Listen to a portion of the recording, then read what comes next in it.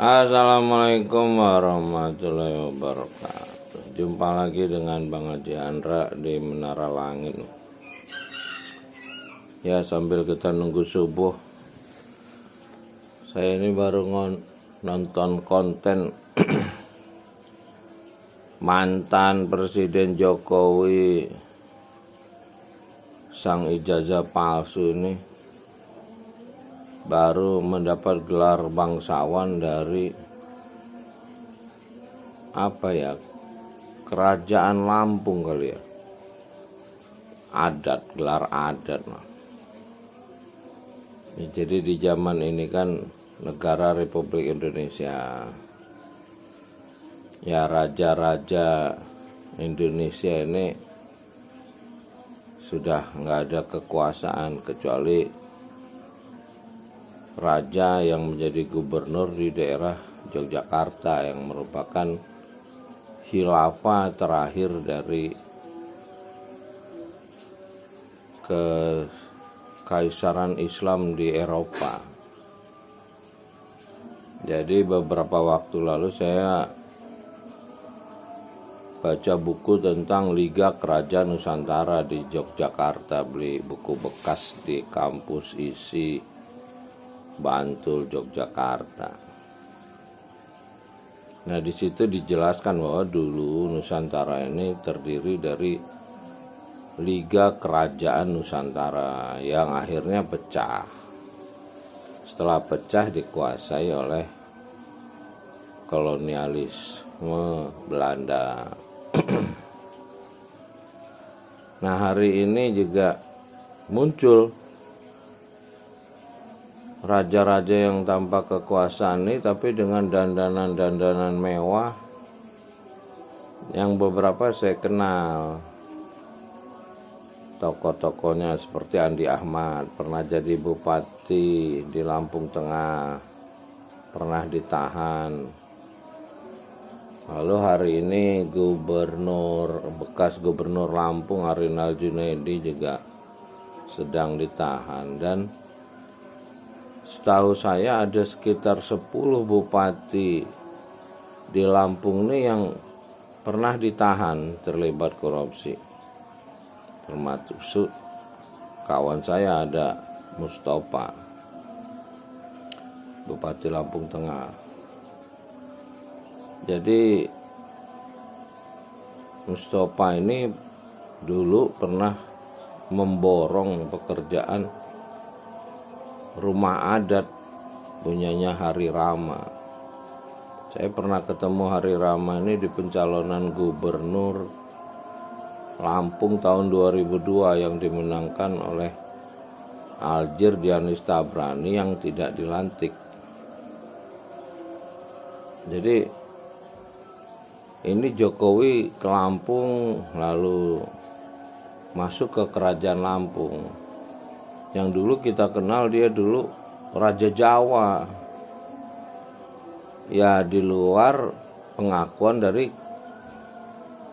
Kesultanan Yogyakarta.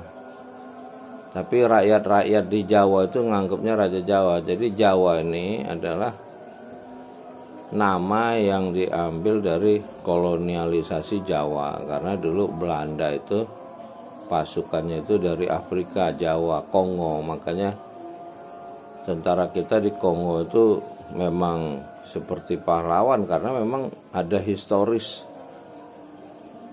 rakyat Kongo yang menjadi tentara Belanda yang terus menjadi tentara Indonesia, Kenil itu. Jadi nah ini ada kecenderungan baru. Kerajaan-kerajaan yang dulunya membentuk Liga Kerajaan Nusantara mengambil ancang-ancang nih. Dengan mereka mengangkat Jokowi sebagai salah satu tokoh adat, diberi gelar oleh Kerajaan Lampung. Berarti Kerajaan Lampung sedang membangun kekuatan nih. Ya, karena Jokowi ini kan kekuatan yang sekarang nih informasinya menguasai uang 1.000 triliun. Hasil dari berkuasa dari wali kota Solo, gubernur DKI, presiden 2 periode. Sekarang anaknya wakil presiden. Jadi positif, selangkah lagi geng Solo ini akan berkuasa kembali di Republik Indonesia ini. Nah, di Lampung nih yang saya pernah tahu ngangkat gelar raja ini Pak Faisal Sultan namanya. Nah, saya juga nggak tahu apa kemarin beliau hadir apa tidak dalam pemberian gelar adat bangsawan pada Jokowi oleh kerajaan Lampung yang nggak berkuasa, tapi orang-orangnya pernah berkuasa atau punya kaya gitu. Ya, jadi saya kembali mengingat konten saya kemarin bahwa kita lebih baik kembali ke kerajaan yang rajanya kaya tapi mau ngurus rakyatnya, bukan dari hasil korupsi. Dia punya teknologi, dulu Raja Sunda itu bisa nambang emas, jadi dia kaya oleh usahanya pertambangan waktu itu atau berlian. Nah, kekayaannya itu dia punya rakyat, punya karyawan kalau bahasa bisnis sekarang. Kalau bahasa Republik ini punya warga negara gitu ya. Ya, kalau ngelihat kondisi yang ada dari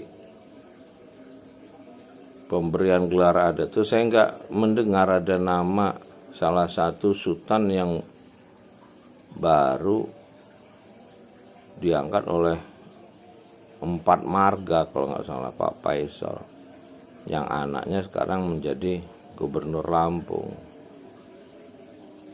Nah, kalau ngelihat konstelasi politik di Lampung, di mana Mirza ini orang Gerindra, maka Jokowi ke Lampung ini kan berbeda politik. Dia partai barunya partai gajah itu, cocok dengan lambang gajah Lampung yang kita punya simbol suaka alam Waikambas yang tempat penangkaran gajah, dan banyak gajah di Lampung ini. Jadi memang simbolisasi gajah PS ini cocok benar dengan Lampung yang diklaim Jawa Utara. Padahal Lampung ini jelas merupakan bagian dari Sumatera dan bersatu dengan Jawa Barat, Sundaland. Di Sundaland itu Sumatera sampai ke Brebes sebelum terjadi penggabungan dengan Jawa Timur. Ketika dasar laut di Kebumen itu naik di Geopark Kebumen, lalu Gunung Slamet meletus yang menimbun selat antara Jawa Timur dan Jawa Barat. Ya, jadi dengan situasi Jokowi masuk ke kerajaan simbolis di Lampung ini, saya melihat ada gerakan politik menggunakan raja-raja simbolis ini untuk pergerakan politik.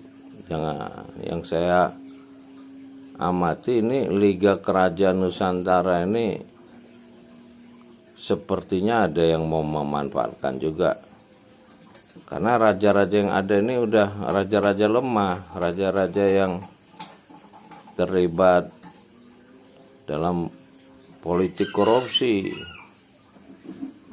Nah, ini satu konsolidasi sepertinya yang akan melawan kebijakan Prabowo, Presiden Republik Indonesia ini, untuk melawan oligarki.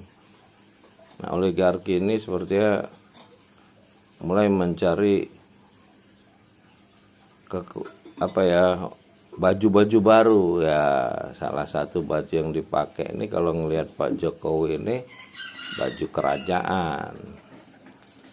Ya mudah-mudahan rakyat kita ini makin cerdas gitu, nggak makin goblok dengan cara ikro, dengan cara jujur, revolusi jujur, dengan cara mulai berpikir, nggak sembarangan reaksi mengata-ngatai presiden yang sedang berjuang keras untuk membangun negara ini mandiri gitu.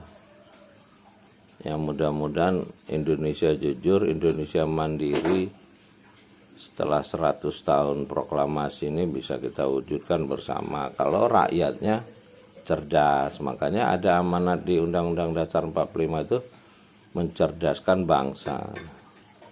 Kalau rakyatnya ini terpesona terus dengan orang kaya, dikasih duit dikit nyembah, bukan nyembah Tuhan yang menciptakannya dengan ikro, baca kitab Quran, terjemahan atau kitab suci lainnya yang mengajari kebenaran, berbuat jujur, bukan mengajari pengampunan ya. Kalau pengampunan ini ujungnya orang bikin dosa terus.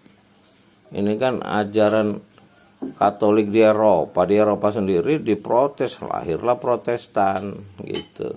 Sekarang orang Islam yang dulunya pengikut Nabi Ibrahim yang berpikir kritis, pengikut Nabi Muhammad udah ikut juga gaya-gaya tahta suci di Roma itu.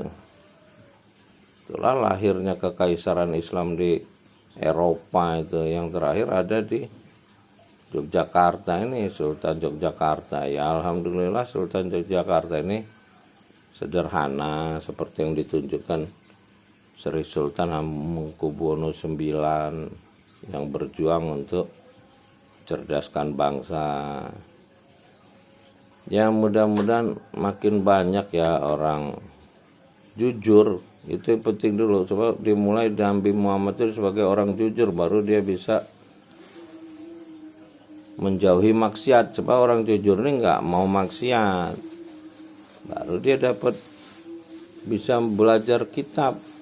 Karena kitab itu dijaga. Kalau orang yang sering buat dosa nggak bisa, apalagi dibilang-bilang pengampunan terus. Siapa yang ngampunin? Ustadz itu apa wakil Tuhan untuk ngampunin dosa?